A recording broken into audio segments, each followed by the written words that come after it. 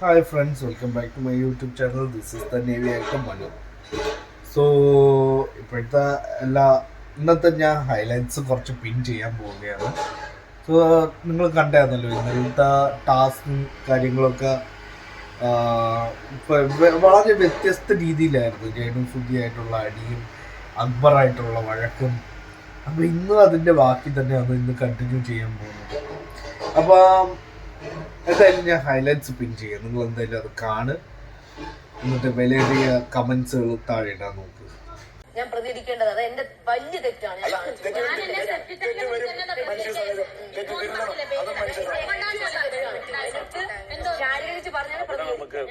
അതുകൊണ്ടാണ് ഞാൻ മിണ്ടാതിരുന്നത്. പിന്നെ സെപ്റ്റി ടാങ്ക് എന്നൊക്കെ വിളിച്ച പ്രതികരിക്കാതിരിക്കുവോ? അന്ന് ആ ബിഗ് ബോസ് പറഞ്ഞുകൊണ്ടാണ് ഞാൻ പ്രതികരിക്കാതിരുന്നത്. ബിഗ് ബോസ് പറഞ്ഞുകൊണ്ട് മുള്ളമന്തി പോലാണോ സെപ്റ്റി ടാങ്ക് ഷാനവാസെ? അന്ന് അതുകൊണ്ടാ പറയാതിരുന്നത്, പ്രതികരിക്കായിരുന്നത്. അന്ന് ബിഗ് ബോസാ പറഞ്ഞ പേരില്ല. ഞാൻ അവിടെ കിടന്ന് വളർച്ച നിങ്ങൾ ഓരോരുത്തരും പറഞ്ഞേനെ. ഏതും ഉണ്ടായിരിക്കും, ബിഗ് ബോസ് അല്ലേ പറഞ്ഞെന്ന് പറഞ്ഞേനെ. മുള്ളമന്തി പോലെയല്ല സെപ്റ്റി ടാങ്ക്, തീട്ടം കഴിക്കുന്ന ടാങ്ക് വന്നെന്നും. അദ്ദേഹത്തിന്റെ ആരുമല്ല ഞാൻ അദ്ദേഹത്തിനെ കാണുന്ന ആളെ പോലെ കാണാൻ പാടില്ല. അങ്ങനെ കാണാൻ പാടില്ല. മറ്റുള്ളവർക്ക് ചിരിക്കാനോ അല്ലെ മറ്റുള്ളവർക്ക് ഒരു കണ്ടന്റ് ഉണ്ടാക്കാനുള്ള സാധനമായി നമ്മൾ മാറാൻ പാടില്ല. അയാൾക്ക് ഞാൻ അന്ന് കൊടുത്തിരുന്നെങ്കിൽ അയാൾ എന്നിട്ട് ഇപ്പൊ അങ്ങനെ കാണിച്ചില്ല. ഇനി റിഗ്രറ്റ് വേണ്ട, ഇനി ചെയ്ത് കാണിക്കും.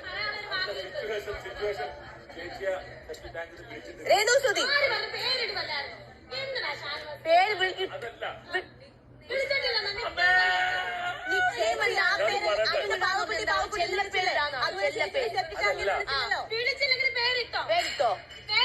അല്ല, ഒരു മിനിറ്റ്. ചെല്ലപ്പേരാണോ അത് ഇരട്ടപ്പേരാണോ? ഇരട്ടപ്പേരാണോ ചെല്ലപ്പേരാണോ? ഏതാണ് അവരുടെ ഇരട്ടപ്പേരല്ലേ? ഞാനൊരു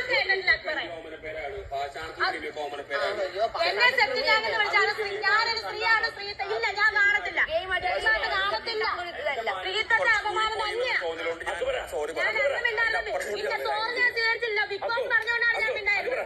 സ്വീകരിച്ചില്ലെങ്കിൽ സോറി അങ്ങോട്ട് മേടിച്ചു. നീ മേടിക്കൊന്നും വേണ്ട. പക്ഷെ ഞാനിട്ട പേര് ചെല്ലപ്പേരാ. സോറി, ഞാനിട്ട പേര് ചെല്ലപ്പേരാ. വിട്ടുപോട്ടെ. അത് സമ്മതിച്ചു.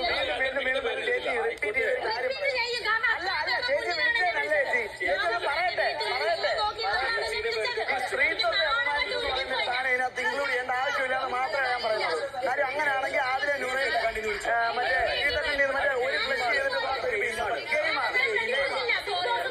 സോറി അപ്പൊ അത് പുരുഷത്വത്തെ അപമാനിച്ചു അല്ലല്ലോ നിങ്ങൾ. അല്ലല്ലോ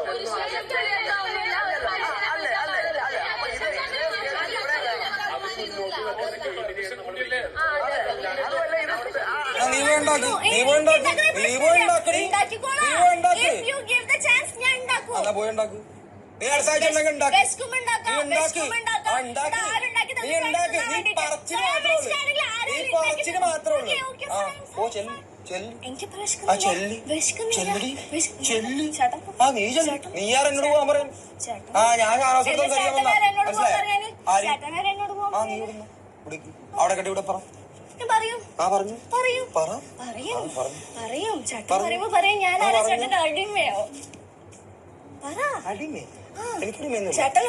പണിയല്ല, പണി അടിമേണോ? അല്ല അതന്നെ. അല്ല ഞാൻ ഷാനവാസേ, ഞാനവിടെ വന്നതാ. അവനെന്നെ വിളിച്ചു, അപ്പാണി എന്നെ വിളിച്ചു. ഞാൻ വന്നു. അപ്പൊ ഞാൻ കേട്ടു. കൂടെ നിൽക്കും ചെയ്യാൻ വേണ്ടി അങ്ങനെ പറയുകയും ചെയ്യും. അതാണ് എന്റെ ഗെയിം. അപ്പൊ അത് ഗെയിം എന്ന് പറയാം. പക്ഷെ ഞാൻ പറഞ്ഞത് അവിടെ കേട്ട് ഇവിടെ നീ എന്ത് പറഞ്ഞു? നീയാണെന്ന് പ്ലാൻ ചെയ്തത്. നീ പ്ലാനിന്റെ ഭാഗം. ഞാൻ പ്ലാൻ പൊളിച്ചാണ്. ചേട്ടാ സീനും പുറത്തേക്ക് ഇറക്കും ബിഗ് ബോസ്. കേട്ടോ ഇനുണ്ടോ അവിടെ? നോക്ക് നാട്ട് വണങ്ങും പോചല്ലി. മഞ്ജു ഉണ്ട് പോചല്ലി. എടി ഞാൻ പ്ലാൻ പൊളിച്ച്. നീ എന്ത് ചെയ്തു? അത്രേ ഉള്ളു. പോ. അത് തന്നെ ഞാൻ പൊളിച്ച് പ്ലാൻ. അത് തന്നെ ഞാൻ പ്ലാൻ പൊളിച്ച്.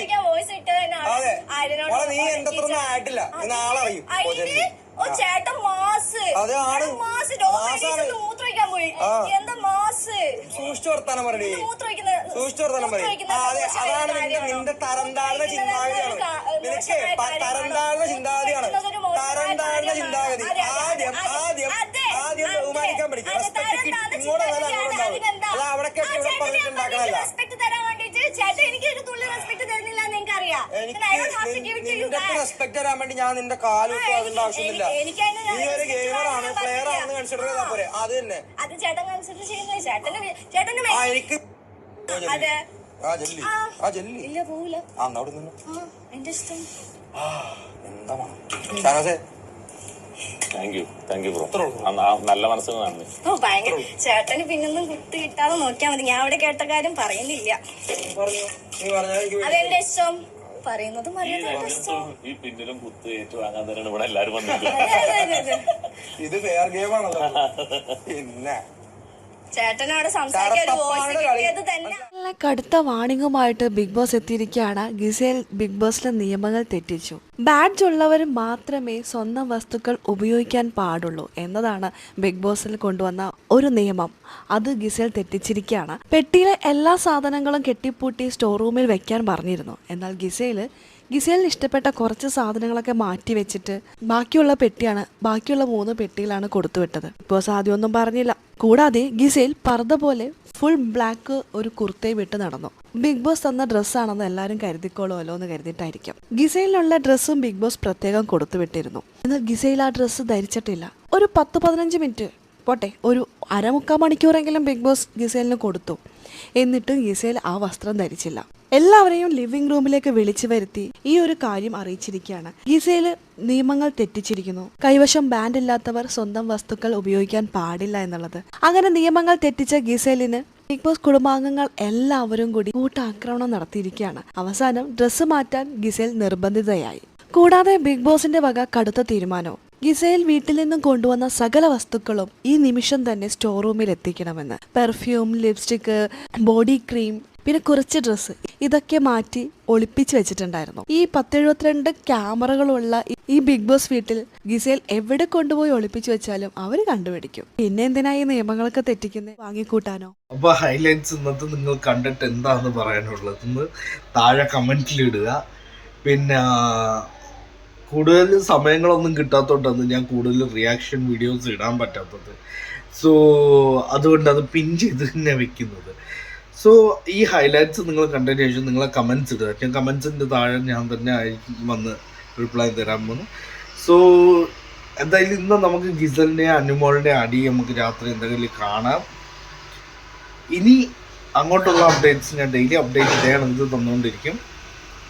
സോ ഇനി നമുക്ക് രാത്രി ഹോട്ട്സ്റ്റാറിൽ നമുക്ക് ബാക്കി കാണാം. നിങ്ങൾക്ക് എൻ്റെ ചാനൽ ഇഷ്ടപ്പെട്ടിട്ടുണ്ടെങ്കിൽ, എൻ്റെ വീഡിയോസ് ഇഷ്ടപ്പെട്ടിട്ടുണ്ടെങ്കിൽ do like, share and subscribe.